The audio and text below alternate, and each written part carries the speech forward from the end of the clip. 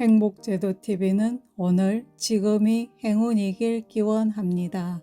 안녕하세요. 2026년 1월 16일 하늘그림과 칼럼으로 일일 명상을 시작하겠습니다.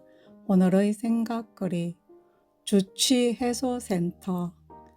부산의 주취해소센터가 개소 1000일을 맞았고 부산을 성공 모델로 대구, 인천, 광주 등 전국 20여 곳으로 확산됐다는 신문기사를 보았습니다. 이것은 친절과 배려의 정책인 듯 하나 대부분 선진국들은 주취자를 범죄 예비자로 간주한다는데 이를 인간으로서 성찰해야 할 덕목을 알아볼까요? 부산의 주취해소센터가 개소 1000일을 맞았고 그 모델이 대구, 인천, 광주 등 전국 20여 곳으로 확산되었다는 소식이다. 술에 취해 길에 쓰러진 사람을 민폐나 잠재적 범죄자가 아니라 우선 보호해야 할 존재로 바라보는 시선이 제도화되었다는 점에서 바람직하다. 그러나 동시에 이런 질문도 떠오른다. 주취해소센터가 꼭 필요한 사회가 과연 정상일까? 이 제도가 필요 없어지는 사회가 오히려 더 건강한 것은 아닐까? 많은 선진국들은 주취자를 범죄 예비자로 간주하고 관리와 통제의 대상으로 분류한다. 술에 취한 상태는 이성의 브레이크가 풀린 상태이며 실제로 폭력과 사고로 이어질 가능성도 높다. 그러니 통제 중심의 정책은 효율과 안전이라는 측면에서 충분히 그럴듯해 보인다. 그러나 인간을 위험도에 따라 분류하고 문제 상황이 발생하면 격리하는 방식으로만 사회를 운영하는 것이 과연 성숙한 문명일까? 주취해소센터의 접근은 조금 다르다. 이곳에서 취한 사람은 잠재적 가해자이기 이전에 이미 자기 자신을 돌볼 수 없는 상태에 놓인 인간이다.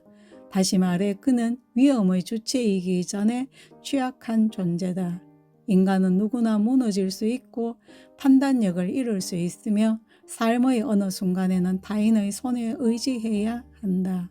술에 취한 사람을 어떻게 대하느냐는 질문은 결국 우리가 약자를 어떻게 대하느냐는 질문과 맞닿아 있다. 하지만 여기서 한 걸음 더 나아가 생각해야 한다. 아무리 친절한 제도라도 그것이 상식적으로 필요하다는 사실 자체는 사회 어딘가가 병들어 있다는 신호일 수 있다. 사람들이 술로 자신을 파괴하지 않아도 되는 사회, 술이 위안이 아니라 그냥 선택지 중 하나로 남아있는 사회, 실패와 고단함을 술 말고 다른 방식으로 견딜 수 있는 사회라면 주취해소센터는 필요하지 않을 것이다. 다시 말해 주취해소센터는 우리 사회의 연민의 수준을 보여주는 동시에 고단함의 깊이를 드러내는 지표이기도 하다. 이 제도가 필요하다는 사실은 여전히 많은 사람들이 삶을 버티기 위해 자기 자신을 잃어버릴 만큼 취해야 한다는 뜻이기 때문이다. 물론 그렇다고 해서 지금 당장 이 제도를 없애자는 말은 아니다. 오히려 그 반대다. 이 제도가 있는 사회가 없는 사회보다 윤리적으로 더 낫다. 그러나 궁극적으로 우리가 지향해야 할 목표는 이 제도가 점점 한가해지는 사회, 언젠가는 존재의 이유를 잃어버리는 사회일 것이다. 좋은 제도란 오래 남는 제도가 아니라 해를 거듭하면서 희망을 만드는 제도일지 모른다. 우리는 종종 효율적인 사회와 인간적인 사회를 대립시킨다.